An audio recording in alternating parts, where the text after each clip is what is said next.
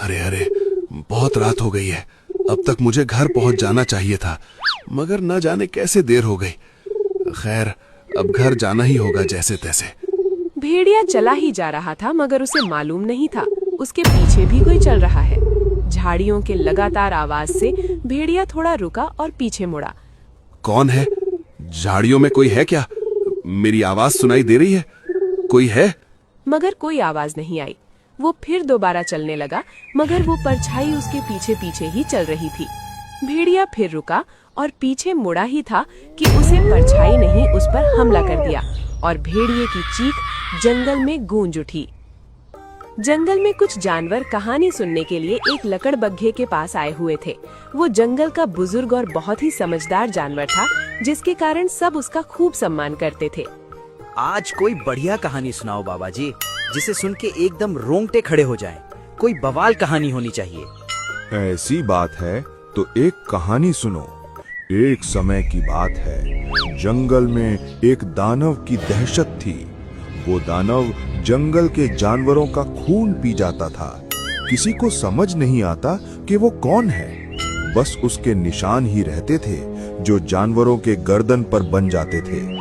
तभी एक भालू भागते हुए उनके बीच आ पहुंचा। अरे, सभी लोग चलो, नदी के किनारे एक भेड़िए की लाश मिली है। किसी ने उसके गर्दन पर दांत गाड़ के उसका खून पी लिया है, लेकिन उसके शरीर को कुछ नहीं किया है। सभी नदी किनारे पहुंचे। भेड़िया मृत पड़ा था, गर्दन पर दांत के निशान थे, शरीर काला पड़ चुका था। उस जगह शेर सिंह भी आ पहुंचा। ये किसका काम हो सकता है? भला भेड़िए को किसने मारा होगा? अगर मारा भी तो इसके शरीर को क्यों नहीं खाया? शेर सिंह, लगता है किसी शिकारी ने अंधेरे में भेड़िए पर हमला कर दिया होगा, और उसे जब पता चला कि ये भेड़िया है तो शायद उसने उसे खाया नहीं। तुम्हारी बात सही लगती है। हम बेवजह ही शक कर रहे हैं। ये सिर्फ एक घटना है, किसी को डरने की जरूरत नहीं है। सभी बेफिक्र रहिए।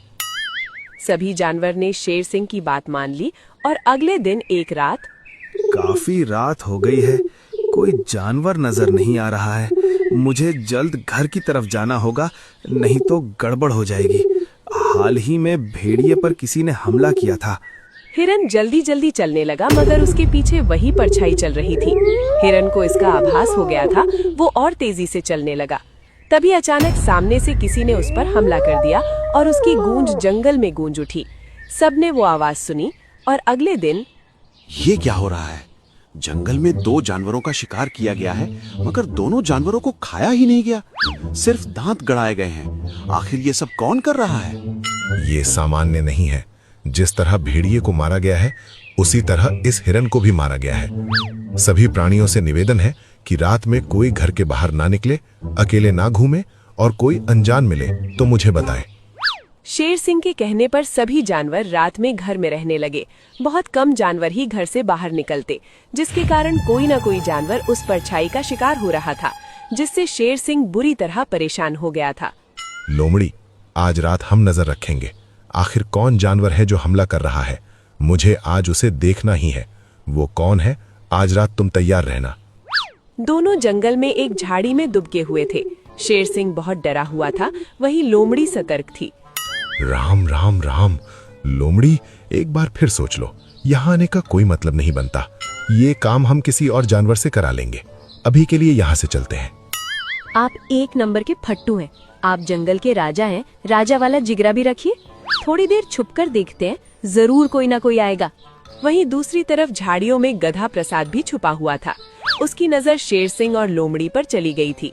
अरे वाह, शेर सिंह को हमारी कितनी चिंता है। उस राक्षस को पकड़ने के लिए खुद आए हैं।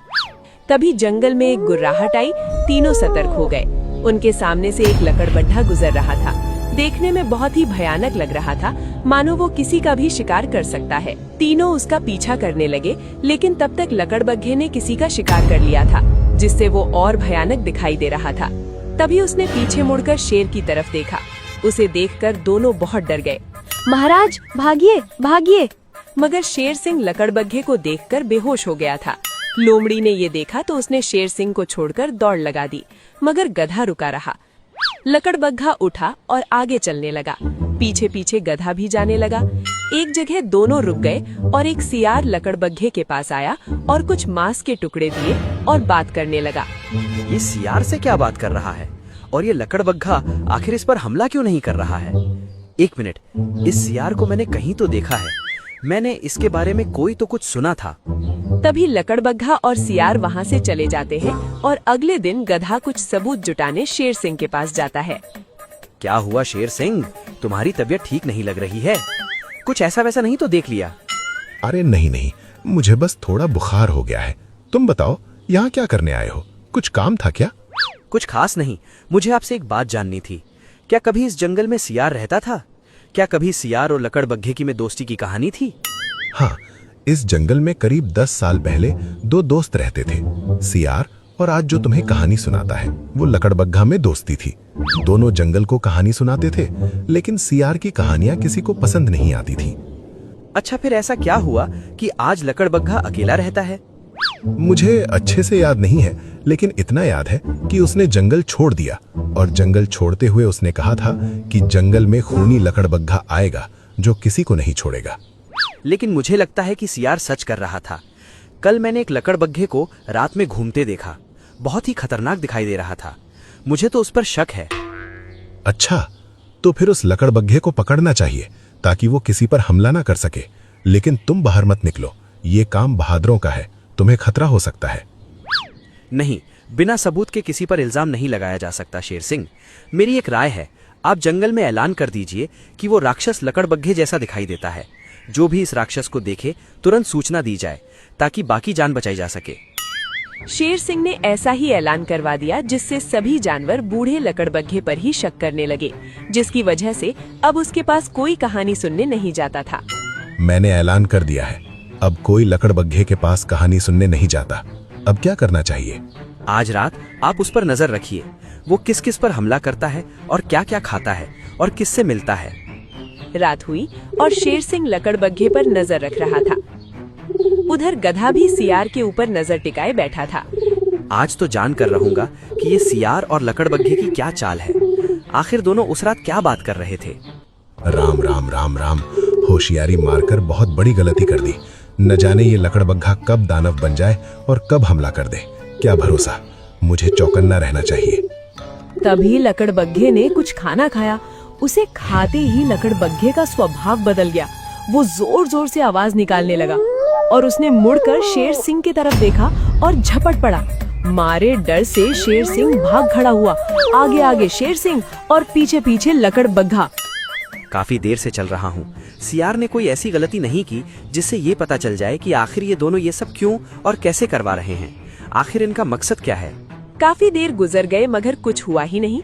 सियार आराम से जंगल के बाहर चला गया। गधे, मैंने देखा कि लकड़बग्घे ने जैसे ही खाना खाया वो आक्रामक हो गया। उसने तुरंत मुझे देख लिया जबकि मैं छुपा हुआ था। फिर वो मुझे मारने के लिए दौड़ा। किसी तरह मैं जान बचाकर निकल आया हूँ। अच्छा, तो वो खाना खाने के बाद आक्रामक हो जाता है। मगर कैसे ये संभव है कि कोई खाने के बाद राक्षस बन जाए? मुझे दोनों का पीछा करना चाहिए ताकि कुछ सबूत मिल सके। रात में गधा सियार का पीछा करने लगा। उसने देखा कि सियार गांव के एक इलाके में जा रहा है जहां कुछ कचरा कूड़ा गिरा हुआ है। वहां से उसने नीली थैली उठाई और वापस आ गया। ये आखिर करना क्या चाहता है? थोड़ा और पूछा करता हूँ। सियार चुपके से लकड़बग्घे की गुफा में जाता है और वो नीली थैली में जो रसायन है उसे डाल देता है और आराम से बाहर आ जाता है। आखिर उस रसायन में आखिर है क्या? वो क्या मिला रहा है? कहीं वही रसायन लकड़बग्घे को राक्षस तो नहीं बनाता? तभी लकड़बग्घा गुफा में आता है और अपना खाना खाता है जिसमें वही रसायन मिला हुआ था। फिर उसके बाद उसका हाव भाव बदल जाता है। वो भयानक दिखाई देता है और गुफा से बाहर निकल जाता है। अच्छा, तो इसके पीछे इस सियार का हाथ है। बहुत ही धूर्त सियार है। बेचारे लकड़बग्घे को बदनाम करने की कोशिश कर रहा है। कुछ न कुछ करना चाहिए ताकि उसका पर्दाफाश किया जा सके। अगले दिन सियार फिर कूड़े के पास जाता है और वही थैली लेकर आता है और लकड़बग्घे के खाने में मिला देता है। कुछ देर बाद लकड़बग्घा आता है और वो खाना खाता है। फिर उसका हाव भाव बदलने लगता है और भागते हुए गुफा से बाहर निकल जाता है। आज इसे दानव साबित करके इसको हमेशा के लिए जंगल से बाहर करवा दूंगा और मुझे जो झूठा बोलकर जंगल से बाहर करवाया था दोबारा इस जंगल में आ जाऊंगा। तभी लकड़बग्घा सियार के पीछे आ जाता है। उसे देखकर सियार की हवा निकल जाती है। अरे यहाँ क्या कर रहा है? जा अपना शिकार कर, यहाँ खड़ा क्यों है? अरे जा जा, तुझे और काम के लिए बनाया है, यहाँ रुक कर क्या कर रहा है? चल भाग यहाँ से राक्षस लकड़बग्घा। लेकिन लकड़बग्घा सियार पर झपट पड़ता है और सियार डर के मारे भागने लगता है। आगे आगे सियार और पीछे पीछे लकड़बग्घा। वो भागते भागते जानवरों के समूहों के पास जा पहुंचता है। दोस्तों मेरी जान बचाओ, राक्षस लकड़बग्घा मेरे पीछे पड़ा हुआ है, वो मुझे मारना चाहता है। दोस्तों मुझे बचाओ। क्या बकवास कर रहे हो? लकड़बग्घा तो बहुत शरीफ जानवर है, वो हमें कहानियां सुनाता रहता है। भला वो तुम पर हमला क्यों करेगा? मेरा यकीन करो भाई, वो दवाई पीने के बाद राक्षस हो जाता है। इसे किसी चीज की समझ नहीं रहती, वो खूनी लकड़बग्घा बन जाता है। दवाई? कैसी दवाई? तुम्हें कैसे पता कि वो दवाई पीकर राक्षस बन जाता है? तुम हमसे क्या छुपा रहे हो? साफ साफ बताओ, वरना हम लकड़बग्घे से तुम्हें नहीं बचाएंगे। सियार डर के मारे सब सच बोल देता है। मैं हर रात उसके खाने में एक नशीला नीला रसायन डालता था, जिसकी वजह से वो कोई भी जानवर कुछ देर के लिए पागल हो जाता है। उसे तुरंत जो भी बोला जाए वो भी करता है। फिर नशे का प्रभाव कम होने पर वो सामान्य हो जाता है और इसे कुछ भी याद नहीं रहता। मगर तुमने ये सब क्यों किया? आखिर ये सब करने की वजह क्या थी? तुम तो एक समय में लकड़बग्घे के खास दोस्त थे, तो तुमने ये सब क्यों किया? जब मैं उसके साथ रहता था तब प्राणी उसकी कहानी ज्यादा पसंद करते थे और मेरी कहानी कोई सुनना नहीं चाहता था। धीरे धीरे मेरे मन में उसके लिए ईर्ष्या बढ़ने लगी और मैंने उसे इस जंगल का सबसे अप्रिय जानवर बनाने के लिए एक योजना बनाई। और फिर मुझे नीले रसायन के बारे में पता चला और जानबूझकर जंगल छोड़ दिया ताकि कोई मुझ पर शक न कर सके। दुष्ट, मेरी कहानी तुमसे ज्यादा अच्छी थी। इसका मतलब ये तो नहीं कि तुम मुझे पागल बना दो, जंगल के प्राणियों को बेवजह मरवा दो, पूरे जंगल में अशांति फैला दो। आज मैं तुम्हें जीवित नहीं छोड़ूंगा। तुम मुझसे साफ साफ बात कैसे कर रहे हो? क्या तुम्हें दवाई का असर नहीं हुआ? लेकिन कैसे? क्योंकि मैंने दवाई बदल दी थी। मुझे तुम्हारे बारे में सब पता था, इसलिए मैंने जानबूझकर दवाई बदल दी। तुमने साधारण नीला रंग खाने में मिलाया ताकि तुम्हें हमारे नाटक का पता न चले। नाटक? इसका मतलब ये सब नाटक था? मगर नाटक की क्या जरूरत थी? ताकि तुम अपना गुनाह अपने जुबान से बताओ और सबको पता चले कि इन सब के पीछे तुम्हारा हाथ है। ये लकड़बग्घा निर्दोष है। आज मैं इसे जीवित नहीं छोड़ूंगा। इसने बहुत गंदा काम किया है, इसकी कोई सजा नहीं है। रुक जाओ लकड़बग्घे, माना कि इसने गलती की है, मगर तुम इसे मारकर और भी बहुत बड़ी गलती कर दोगे। जंगल के कानून अनुसार इसे कैद में डाला जाएगा ताकि सबको सबक मिले कि किसी का बुरा करने पर खुद का ही बुरा होता है। शेर सिंह सही कह रहा है, हमें नियम का पालन करना चाहिए। सियार को कैद में डालना चाहिए और हमें इस बात को भी मानना चाहिए कि बिना जांचे परखे किसी भी चीज पर विश्वास नहीं करना चाहिए। बिना जांचे परखे किसी भी चीज पर विश्वास नहीं करना चाहिए और ईर्ष्या में आकर किसी का बुरा करने वाले का अंत हमेशा बुरा ही होता है।